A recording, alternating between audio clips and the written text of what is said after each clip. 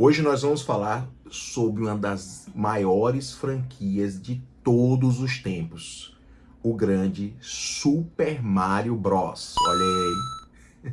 O Mario, na verdade, por incrível que pareça, ele surgiu em um jogo que não foi dele. O primeiro jogo que ele apareceu foi em 1981, criado pelo grande Miyamoto, que era o jogo do Donkey Kong.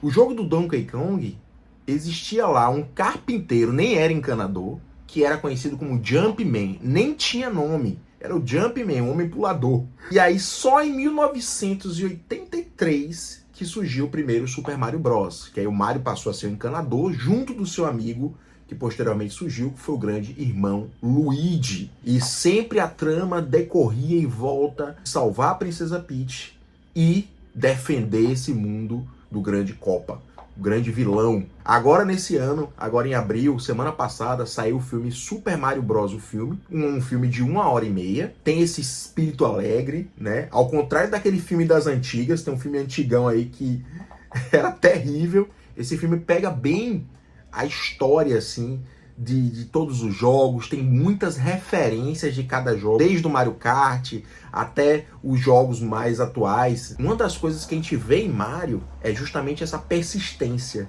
né? Essa insistência em vencer, essa insistência de salvar o mundo. Pode morrer 1000 vezes, mas tá sempre lá ressurgindo. E isso também é ressaltado no próprio filme. Mas que habilidade é essa que o ser humano pode ter, que o Mario mostra pra gente, é a habilidade da resiliência. Então hoje nós vamos falar sobre a neurociência da resiliência e Super Mario Bros.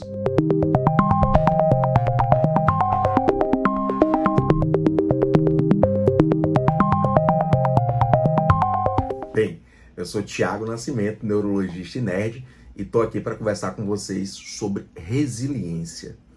Então, gente, de onde surgiu esse termo resiliência? A física foi a primeira vez que foi cunhado esse termo. E se referia ao quê? A um material que eu deformava com temperatura, pressão, e ele conseguiria voltar à forma original. Então era uma adaptabilidade, né? Lá mais ou menos na década de 70, a medicina começou a entender esse termo para ser usado dentro da saúde. Começou-se a perceber o quê? Que algumas pessoas que viviam de condições de adversidade, por exemplo, vidas sofridas, vários traumas, mesmo passando por tudo aquilo, eram pessoas que conseguiam ter o desenvolvimento normal. Então existiam pessoas que passavam por tudo isso e tinham desenvolvimento normal, enquanto outras não. Essas que tinham desenvolvimento normal, a gente chamou elas de mais resilientes. Então foi algo positivo para essas pessoas. E aí começou-se a se estudar mais esse processo de resiliência. Só que esse processo de resiliência, se a gente observar bem, ele não começou aí com o surgimento desse termo. Ele estava muito mais ligado àquele evento do passado, à nossa origem como ser humano. Então muitas vezes temos que voltar novamente àquele velho homem das cavernas, que caçava, que lutava, que brigava por sua comida. O que acontecia ali? Ele ia caçar um animal, e a partir do momento que ele ia caçar esse animal, ele passava por um evento estressante, depois ele tinha a recompensa, olha a dopamina, e tinha aquilo gravado na memória, aquela experiência. Só que o que acontece nesse processo de luta? Toda vez que a gente fala de processo de luta e fuga, a gente está falando de sistema nervoso autônomo. A gente está falando da briga do sistema nervoso simpático com o parasimpático. Eles controlam nossas reações, eles controlam nossos batimentos cardíacos, nossa tensão. A primeira ativação que existia é a ativação do sistema nervoso simpático para a luta, para enfrentar aquele animal, para poder conseguir comida. E quando tem essa ativação, tem liberação de noradrenalina, então começam esses processos de estresse.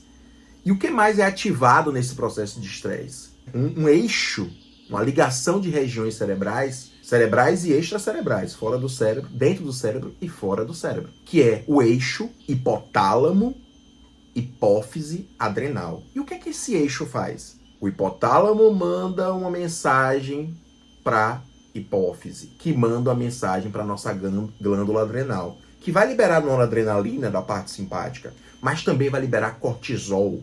O cortisol é nosso hormônio do estresse. é o hormônio que se parece com o corticoide, só que é o corticoide endógeno, de dentro do corpo. Então as pessoas que vivem nesse processo crônico de estresse, vivendo esse estresse, a gente não enfrenta mais o estresse de caçar um bicho, mas a gente enfrenta o estresse do dia a dia, que às vezes é até pior, né? Tem estresse do dia a dia, eventos traumáticos são até piores. Esse momento de estresse crônico leva à produção de corticoide demais. Isso desregula o indivíduo e leva o indivíduo a ter eventos físicos de sofrimento e ser menos resiliente. A pessoa que tem uma regulação, então imagine que ela passa por um processo de estresse, rapidamente ela regula esse eixo hipotálamo, hipófise e adrenal. Ela regula bem esse eixo. Ela regula bem o sistema autonômico dela. Rapidamente ela volta ao estado basal e libera a dopamina logo em seguida. Então ela tem uma regulação melhor. Essas pessoas que têm uma regulação melhor, mais adaptada, elas são mais resilientes. Então perceba como tudo isso está interligado.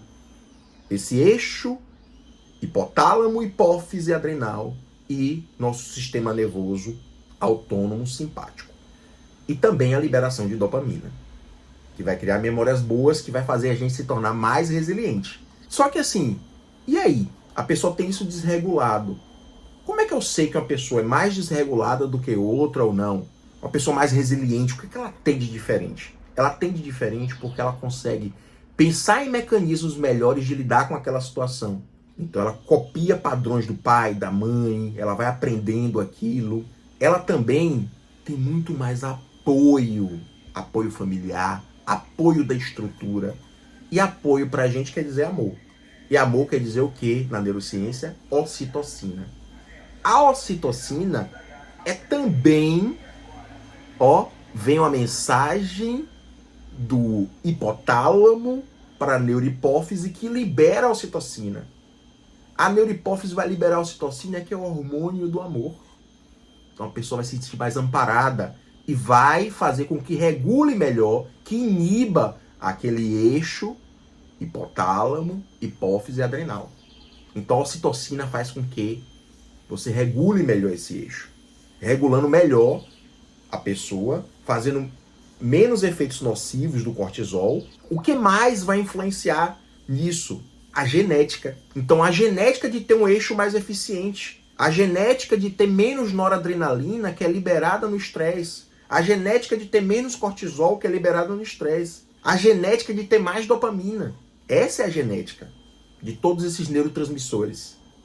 E por fim, a questão do ambiente. Como é que foi essa vida intrauterina? Foi conturbada, não foi? A mãe teve uma série de doenças, passou por uma série de traumas, estressou o leite. As pessoas falam isso, né? Estressou o leite. A família, né? Aquele ambiente social do indivíduo influencia diretamente. Então perceba como a resiliência tem tudo a ver com o neurotransmissor, tem tudo a ver com esse eixo hipotálamo, hipófise, adrenal, tem tudo a ver com dopamina, tem tudo a ver com noradrenalina e o estresse. O nosso querido Mario, com certeza, passou por uma série de estresse. Nosso querido Luigi passou por uma série de estresse enfrentando o Copa. Mas ele conseguiu superar. E digo mais, não foi só o Mario, foram seus criadores. A Nintendo se mantém hoje ainda fiel ao Mario, que é o seu principal ícone. A Nintendo conseguiu lá, desde a criação do Mario em 1981, até o primeiro jogo, 1983, e até os dias de hoje, com a série de games da Nintendo, tem sempre o Mario lá presente, enfrentando desafios, lutando. Então, gente, resiliência a gente aprende também. Mesmo que a gente não tenha os fatores genéticos eficientes, a gente aprende a ser mais resiliente. Então é essa lição que Mario passa pra gente. E que esse filme do Mario, que é bem legal também, que eu recomendo que vocês assistam, passa pra gente. E que os jogos do Mario passam pra gente, né? Só não assista aquele filme antigo que é terrível. Então, gente, antes de mais nada, eu quero que vocês assinem, se inscrevam no canal, por favor. Compartilhe esse vídeo com pessoas que vocês acham que pode gostar desse vídeo. Dê o like, dê sugestões de vídeos que a gente pode fazer desse mundo nerd, desse mundo, dessa cultura pop, que eu tô aqui toda semana, toda quinta-feira, para fazer vídeos novos para vocês. Valeu!